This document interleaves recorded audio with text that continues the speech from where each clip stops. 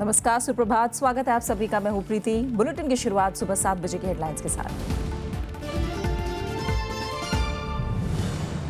उपराष्ट्रपति मोरक्को और ट्यूनीशिया के दौरे पर आज होंगे रवाना। मोरक्को के प्रधानमंत्री से मुलाकात, अंतरिक्ष विज्ञान, सूचना प्रौद्योगिकी समेत कई समझौते होने की उम्मीद।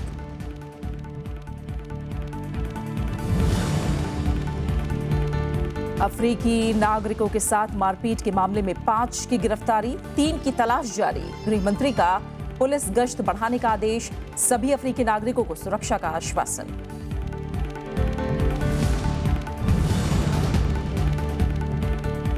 उत्तर भारत में बारिश और आंधी से जानमाल का भारी नुकसान, दिल्ली आने वाली 27 से ज्यादा उड़ानों का बदलना पड़ा रूट। उत्तराखंड में बादल फटने से बीते 24 घंटे में 6 की मौत।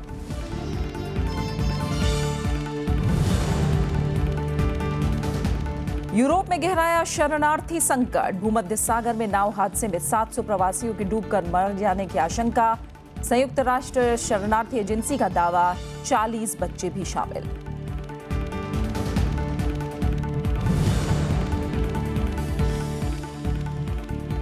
डिस्कस थ्रोअर सीमा पुनिया को मिला ओलंपिक का टिकट, कैलिफोर्निया में जीता स्वर्ण, तीसरी बार ओलंपिक खेलों में लेंगी हिस्सा।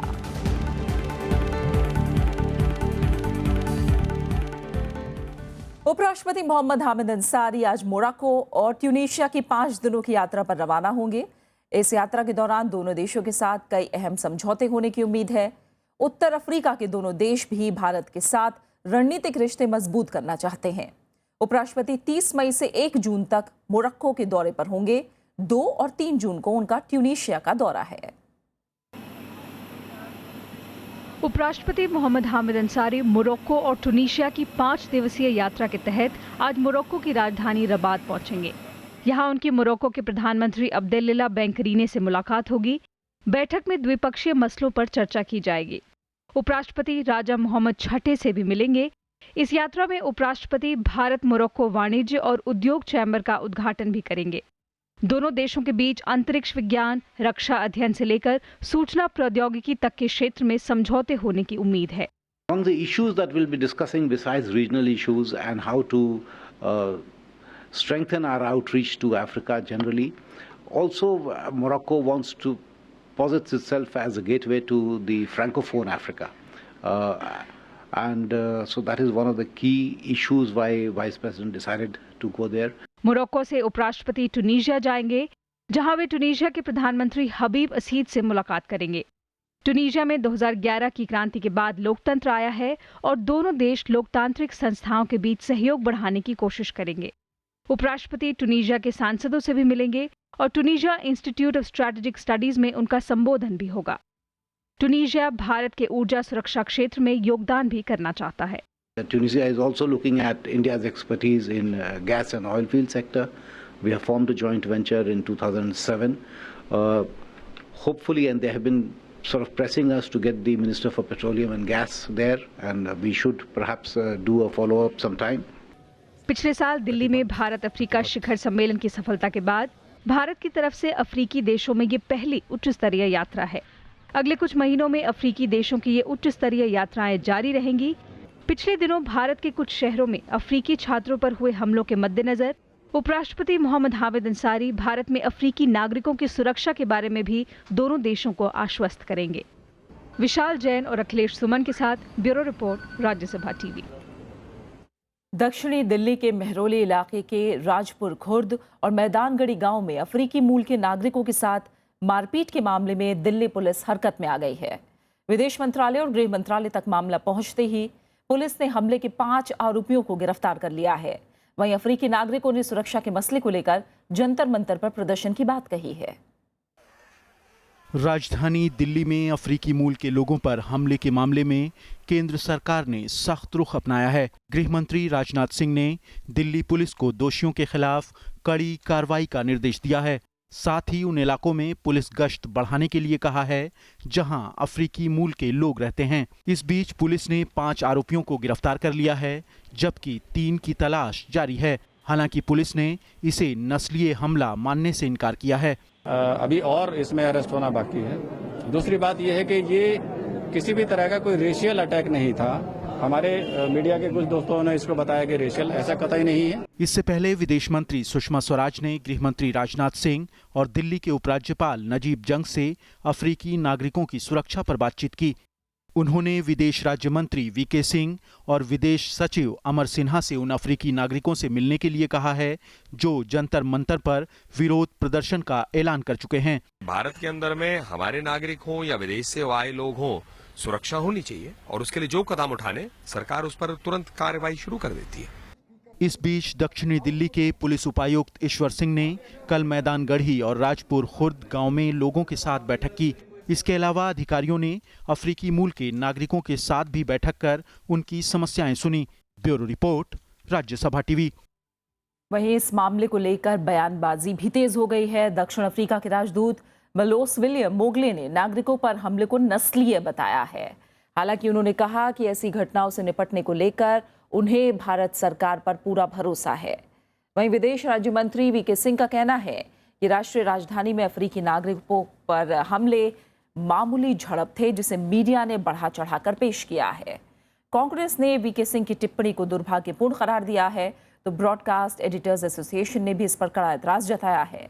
वहीं आम आदमी पार्टी ने अफ्रीकी नागरिकों पर हमले के मामले में दिल्ली पुलिस से सख्त कार्रवाई की मांग की है। उनको सहानुभूति तो दूर की बात है, उनके लिए ठोस कदम बताना जिससे कि वो सुरक्षित फील महसूस करें, वो दूर की बात है। तो कम से कम इस प्रकार के ऐसे असंवेदनशील और नासमझी की टिप्पणियां न होनी चाहिए। निश्चित रूप से कड़ी कार्रवाई होनी चाहिए, ताकि यह संदेश जाए कि इस प्रकार की अगर गैर कानूनी हरकत कोई करता है, अपने देश के या बाहर के देश के कहीं के भी नागरिक को कानून अपने हाथ में लेकर अगर प्रताड़ित करता है तो सख्त से सख्त कार्रवाई देना जरूरी है। प्रधानमंत्री नरेंद्र मोदी ने केंद्र सरकार के कामकाज की आलोचना करने वालों को आड़े हाथों लिया है। कल कर्नाटक के दावड़गेरे में जनसभा को संबोधित करते हुए प्रधानमंत्री ने कहा कि वो कभी भी देश को गलत रास्ते पर जाने नहीं देंगे। उन्होंने कहा कि उनके 2 साल पुरानी सरकार ने 700 से ज्यादा योजनाएं शुरू की हैं। एनडीए सरकार की दूसरी सालगिरह के मौके पर प्रधानमंत्री नरेंद्र मोदी रविवार को कर्नाटक की जनता के बीच पहुंचे और विकास पर्व रैली को संबोधित किया। इस मौके पर उन्होंने जनता को अपनी सरकार की उपलब्धियां गिनाई और सरकार के 2 साल के कामकाज का लेखा जोखा रखा। प्रधानमंत्री ने कांग्रेस पार्टी को निशाने पर लेते हुए अपने भाषण की शुरुआत की। कि इस देश में कुछ लोग हैं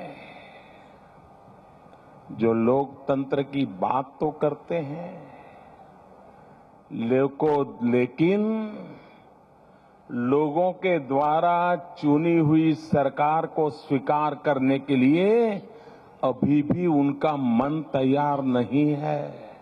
रैली में प्रधानमंत्री ने केंद्र सरकार द्वारा किसानों के लिए बनाई गई योजनाओं का जिक्र किया, साथ ही किसानों की आमदनी को दोगुना करने की बात भी दोहराई। प्रधानमंत्री मोदी ने बताया कि लोगों की सहूलियत को ध्यान में रखते हुए बीजेपी सरकार ने कई कानूनों में बदलाव किया है और दशकों पुराने कई कानूनों को खत्म कर दिया गया है। उन्होंने जनता से देश के विकास में योगदान देने की भी अपील की।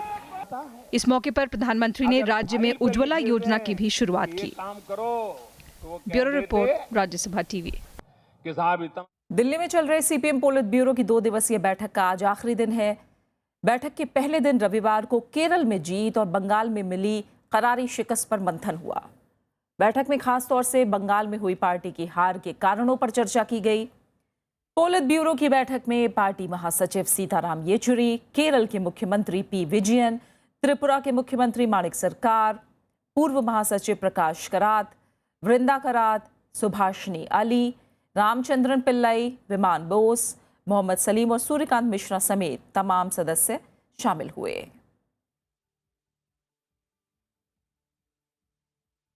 बीजेपी ने 11 जून को होने वाले राज्यसभा चुनाव के लिए 12 उम्मीदवारों के नामों की घोषणा कर दी है।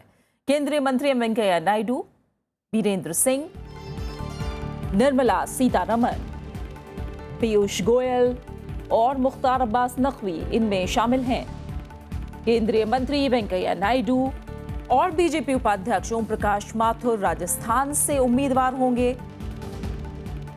वहीं ग्रामीण विकास मंत्री चौधरी बीरेंद्र सिंह को हरियाणा से और ऊर्जा मंत्री पीयूष गोयल को महाराष्ट्र से उम्मीदवार बनाया गया है। केंद्रीय मंत्री निर्मला सीतारमण कर्नाटक से और संसदीय मामलों के राज्य मंत्री मुख्तार अब्बास नकवी झारखंड से प्रत्याशी होंगे। बीजेपी के राष्ट्रीय उपाध्यक्ष पुरुषोत्तम रुपाला गुजरात से प्रत्याशी बनाए गए हैं, तो अनिल माधव दवे मध्य प्रदेश से पार्टी के उम्मीदवार होंगे। जबकि पूर्व मंत्री रामविचार नेताम को छत्तीसगढ़ से और गोपाल नारायण सिंह को बिहार से नामित किया गया है। कांग्रेस के वरिष्ठ नेता वी नारायण सामी आज उपराज्यपाल किरण बेदी से मिलकर पुदुचेरी में सरकार बनाने का दावा पेश करेंगे। नारायण सामी को सर्वसम्मति से शनिवार को 15 सदस्यीय कांग्रेस विधायक दल का नेता चुना गया था। पुदुचेरी में नारायण सामी ने कहा कि वो सुबह 10 बजे उपराज्यपाल से मिलकर सरकार बनाने का दावा पेश करने के लिए पत्र सौंपेंगे। कांग्रेस को 30 सदस्यीय विधानसभा में डीएमके के 2 सदस्यों का भी समर्थन हासिल है। इससे पहले नारायण सामी ने चेन्नई में डीएमके प्रमुख करुणानिधि से मुलाकात की और सरकार गठन के लिए उनकी पार्टी के समर्थन का पत्र हासिल किया। नारायण सामी ने 16 मई को विधानसभा चुनाव नहीं लड़ा था। 69 साल के नारायण सामी यूपीए सरकार के दूसरे कार्यकाल में प्रधानमंत्री कार्यालय में राज्य मंत्री थे। इससे पहले यूपीए 1 में वो संसदीय कार्य राज्य मंत्री थे।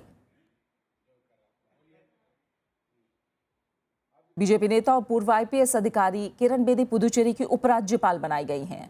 कल शाम मद्रास हाईकोर्ट ने वरिष्ठ न्यायाधीश हलदवे जी रमेश ने राजनिवास में किरण बेदी को पद और गोपनीयता की शपथ दिलाई।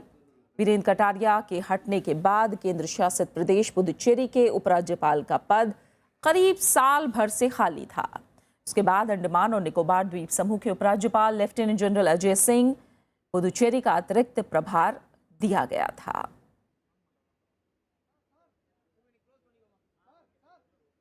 आरक्षण को लेकर जाट समुदाय के लोग एक बार फिर आंदोलन की तैयारी में हैं।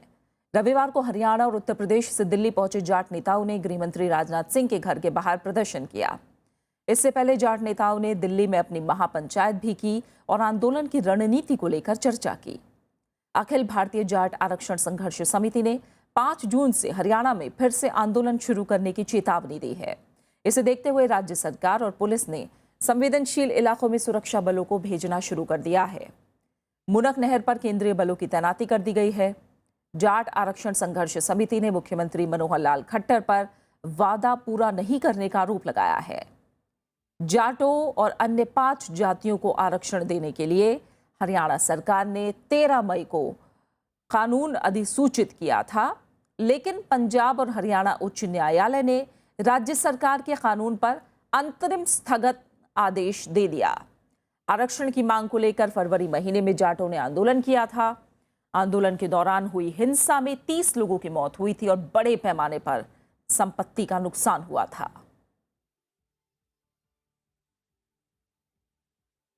आप बने रहिए हमारे साथ, हम लौट रहे हैं एक छोटे से ब्रेक के बाद।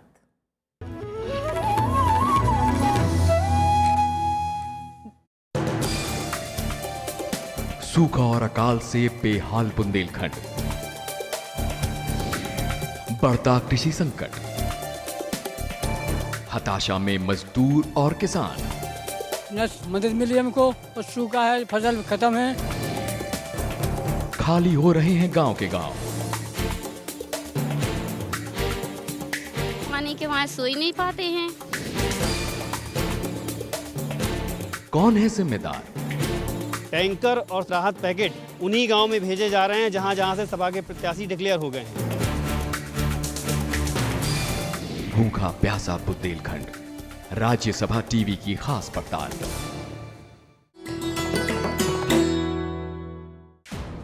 Saina Nehwal, the first Indian to win a medal in badminton at the Olympics. The world number 2 ranked player is also the first Indian to win the World Junior Badminton Championships and the first Indian to win a Super Series tournament. Saina Nehwal in fact completed a hat-trick Super Series titles in 2010. That same year, she became the first Indian singles player to reach the final of the year-ending Super Series finals, defeating 2-time All-England champion and former world number 1 Tine Bown in the semis.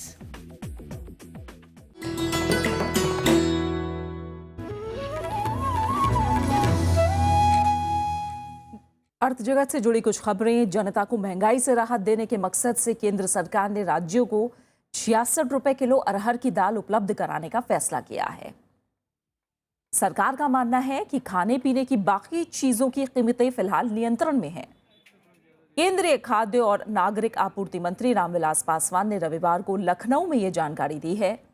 उन्होंने बताया कि केंद्र ने राज्यों को 66 रुपए kilo अरहर और 82 रुपए किलो उड़द की दाल उपलब्ध कराने का निर्णय लिया है, जिसे राज्य अधिकतम 120 रुपए किलो की कीमत पर बेच सकेंगे।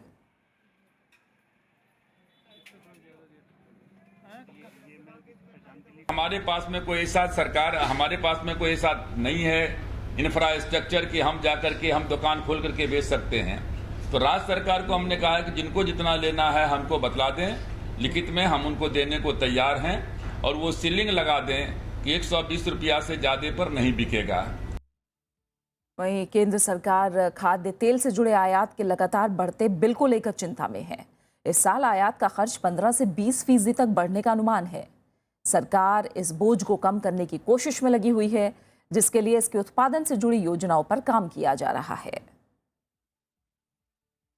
इस साल भारत पर खाद्य तेल आयात का बोझ बढ़ने के आसार हैं, जिसने सरकार की चिंताएं बढ़ा दी हैं। घरेलू बाजार में खाद्य तेल की मांग और आपूर्ति का अंतर बढ़ता जा रहा है, जिसे पूरा करने के लिए दूसरे देशों पर निर्भरता बढ़ रही है। हालांकि सरकार इसके समाधान के लिए घरेलू उत्पादन को बढ़ाने पर जोर दे रही है। सरकार तिलहन के खेती के तहत और अधिक क्षेत्र को लाने के साथ साथ खाद्य तेल निकासी के नए स्रोतों से जुड़ी योजना तैयार कर रही है।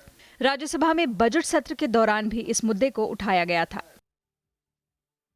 India's oilseed production will have to improve, for which the Prime Minister, I'm glad to say, has been insisting that greater acreages be diverted from cultivating other crops to cultivating oilseeds.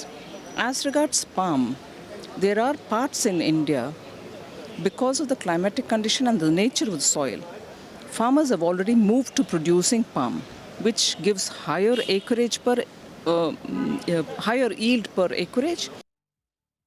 खाद्य तेल के आयात पर नजर डालें तो साल 2014-15 में अंतर्राष्ट्रीय बाजार में इसकी कीमत कम थी और 14.61 मिलियन टन वनस्पति तेल का रिकॉर्ड आयात हुआ, जिसकी कीमत करीब 60,000 करोड़ रुपए थी। भारत में हर साल 17 से 18 मिलियन टन खाद्य तेल की मांग होती है, जिसका 60% हिस्सा दूसरे देशों से आता है। बीते कुछ सालों में इसके आयात में 50% की बढ़ोतरी दर्ज की गई, जबकि घरेलू उत्पादन 5.5 मिलियन टन से 7.25 मिलियन टन के दायरे में ही सिमटा हुआ है, जबकि भारत के पास इसे तैयार करने के लिए 30 मिलियन टन से भी ज्यादा की क्षमता है। लेकिन तिलहन की कमी की वजह से हम इसका 30% उत्पादन भी नहीं कर पाते हैं। There is domestic production which has been stagnant. We have not been able to use technology into that. Industry also want that the genetically modified seeds may be allowed to them to increase the production. आयात का मकसद मांग की कमी को पूरा करना है, और अगर भारत में खाद्य तेल को लेकर घरेलू उत्पादन बढ़ जाए तो दूसरे देशों को चुकाए जाने वाले भारी भरकम बिलों को काबू में किया जा सकता है। मलेशिया और इंडोनेशिया इसके सबसे बड़े उत्पादक हैं। भारत भी अपनी जरूरत का एक बड़ा हिस्सा इन्हीं देशों से आयात करता है। कृति मिश्रा, राज्यसभा टीवी। और अब मौसम से जुड़ी कुछ अहम खबरें। उत्तर और मध्य भारत के कई हिस्सों में रविवार देर शाम आई आंधी और बारिश ने जनजीवन अस्त व्यस्त कर दिया। राजधानी दिल्ली के अलावा उत्तर प्रदेश, मध्य प्रदेश, पश्चिम बंगाल, असम, हिमाचल प्रदेश और उत्तराखंड में कई जगह बारिश हुई। पश्चिमी उत्तर प्रदेश में कई जगह ओले भी बरसे। उत्तर प्रदेश और मध्य प्रदेश में धूल भरी आंधी ने कई जगह फसलों को भारी नुकसान पहुंचाया है। हालांकि बारिश से तापमान में कमी आई, लेकिन खराब मौसम का यातायात व्यवस्था पर बुरा असर पड़ा। 27 से ज्यादा उड़ानें डाइवर्ट करनी पड़ी। कर्नाटक से लौट रहे प्रधानमंत्री के विमान को दिल्ली के बजाय जयपुर हवाई अड्डे की तरफ डाइवर्ट करना पड़ा। उत्तर प्रदेश में आंधी और बारिश की वजह से अलग अलग जगहों पर 9 लोगों को जान गंवानी पड़ी। इनमें बिजनौर में 1, रामपुर में 1, अमेठी में 1, प्रतापगढ़ में 4, जबकि फर्रुखाबाद में 2 लोग मारे गए। वहीं उत्तराखंड के टिहरी में बादल फटने की घटना में मरने वालों की तादाद 6 हो गई है, जबकि 150 से ज्यादा घर तबाह हो गए हैं। उत्तराखंड के कई इलाकों में शनिवार रात बादल फटे थे। घनसाली में शुक्रवार से शुरू हुई बारिश रविवार को भी जारी रही। बादल फटने से केदारनाथ जाने का रास्ता बंद हो गया है। इस सड़क का ज्यादातर हिस्सा बह गया है। सड़कों पर बड़े बड़े पत्थर पड़े हैं। 4 धाम यात्रा का मार्ग अवरुद्ध होने से अभी भी कई तीर्थयात्री जगह जगह फंसे हुए हैं। कई इलाकों में बिजली की सप्लाई ठप हो गई है। कई जगह घरों में पानी भर गया है। राहत और बचाव का काम जारी है। इस बीच मौसम विभाग ने उत्तराखंड में अगले 2 दिन के दौरान कई जगह भारी बारिश की चेतावनी दी है।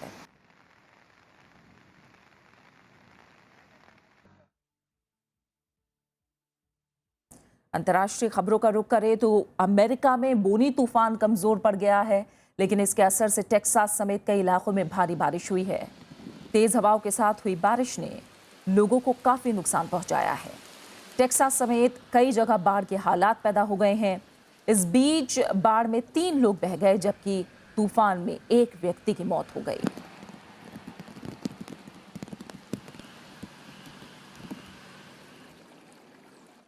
संयुक्त राष्ट्र शरणार्थी संस्था ने कहा है कि इटली के पास पिछले 3 दिन में भूमध्य सागर में नाव डूबने से कम 700 लोग मारे गए हैं। इस बीच रविवार को इटली के पास शरणार्थी से भरी नौका समुद्र में डूब जाने के बाद इटली के नौसैनिकों ने समुद्र से 45 शव बरामद किए हैं।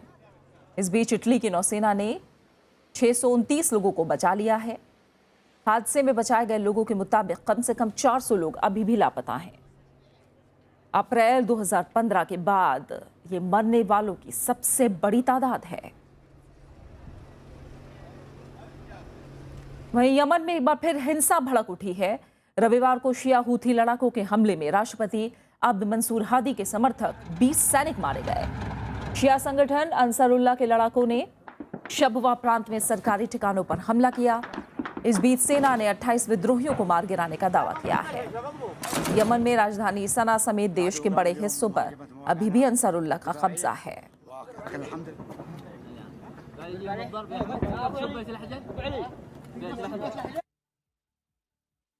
इराकी सेना ने रविवार को फालूजा के पास बसे अल सजदर और कमर इलाकों पर कब्जा कर लिया है। 23 मई को फालूजा पर कब्जे को लेकर शुरू हुई लड़ाई में इसे प्रमुख उपलब्धि माना जा रहा है।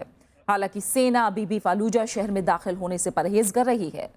सेना के मुताबिक शहर पर उसकी घेराबंदी मजबूत है, लेकिन नागरिकों की मौजूदगी की वजह से बड़ा हमला नहीं किया जा रहा है। फालूजा में करीब 50,000 नागरिक अभी भी फंसे हैं और आईएस के आतंकवादी इन्हें ढाल की तरह इस्तेमाल कर रहे हैं। इस बीच रविवार को सेना ने 8 आतंकियों को गिरफ्तार किया, जबकि दर्जन भर को मार गिराया।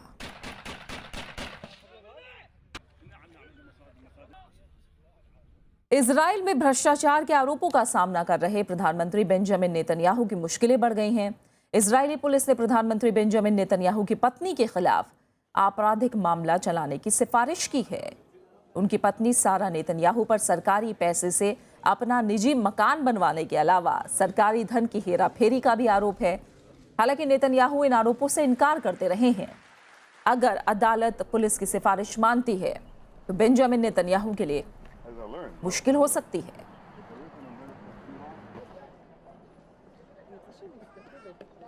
और खेल की दुनिया से भारत के लिए अच्छी खबर है। भारतीय डिस्कस थ्रोअर सीमा पुनिया ने रियो ओलंपिक के लिए क्वालिफाई कर लिया है। कैलिफोर्निया में हो रहे पैनकियांग थ्रोअर्स क्लासिक में उन्होंने स्वर्ण पदक जीतने के साथ ही ओलंपिक का टिकट हासिल कर लिया। ओलंपिक के लिए क्वालिफाइंग मार्क 61 मीटर को पीछे छोड़ते हुए उन्होंने 62.62 मीटर हासिल किया। सीमा ने 2006 कॉमनवेल्थ गेम्स में रजत और 2010 कॉमनवेल्थ गेम्स में कांस्य जीता था।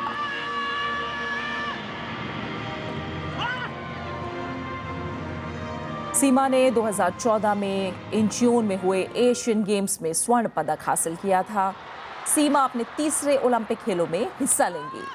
उन्होंने इससे पहले 2004 और 2012 ओलंपिक के लिए भी क्वालिफाई किया था, लेकिन दोनों ही मौकों पर वो क्वालिफिकेशन राउंड से आगे बढ़ने में नाकाम रही थी।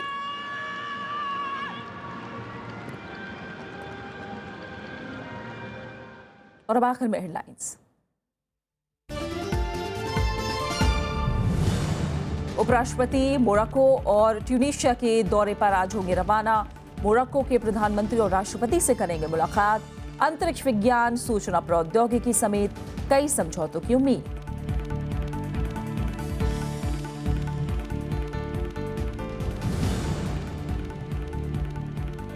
अफ्रीकी नागरिकों के साथ मारपीट मामले में 5 की गिरफ्तारी, 3 की तलाश जारी। गृह मंत्री का पुलिस गश्त बढ़ाने का आदेश। सभी अफ्रीकी नागरिकों को सुरक्षा का आश्वासन।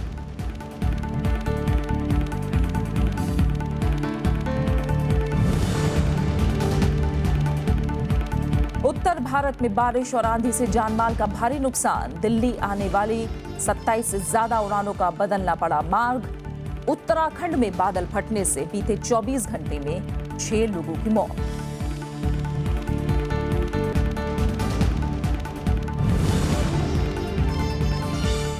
यूरोप में गहराया शरणार्थी संकट। भूमध्य सागर में नाव हादसे में 700 प्रवासियों के डूबकर मारे जाने की आशंका। संयुक्त राष्ट्र शरणार्थी एजेंसी का दावा, 40 बच्चे भी शामिल।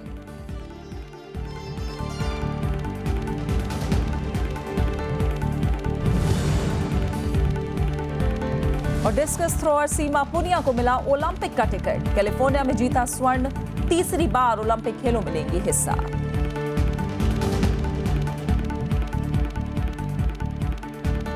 और इसी के साथ फिलहाल इस बुलेटिन में इतना ही। आगे देखिए मीडिया मंथन। नमस्कार।